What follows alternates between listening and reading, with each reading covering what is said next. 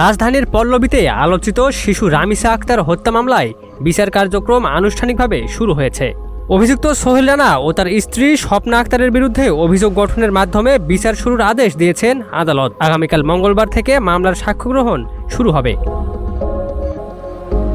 সোমবার সকালে দুই আসামিকে আদালতে হাজির করা হয়। পরে ঢাকার মহানগর শিশু নির্যাতন দমন ট্রাইব্যুনালের বিচারক মাসরুর সালেকিনের আদালতে মামলার শুনানি অনুষ্ঠিত হয়। শুনানিকালে রাষ্ট্রপক্ষের বিশেষ সরকারি কৌঁসুলি আজিজুর রহমান দুলু অভিযোগ গঠনের পক্ষে বক্তব্য উপস্থাপন করেন।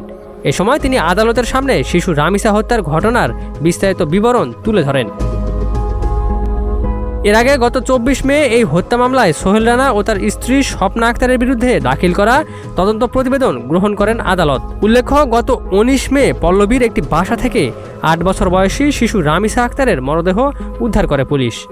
এই ঘটনাকে কেন্দ্র করে দেশ জুড়ে ব্যাপক আলোড়ন সৃষ্টি হয়। ঘটনার পরদিন প্রধান অভিযুক্ত সোহেল রানাকে নারায়ণগঞ্জ থেকে গ্রেফতার করা হয়। পরে তিনি আদালতে ফৌজদারি কার্যবিধির ১৬৪ ধারায় স্বীকারোক্তিমূলক জবানবন্দি দেন। জবানবন্দি গ্রহণের পর আদালত তাকে কারাগারে পাঠানোর নির্দেশ দেন।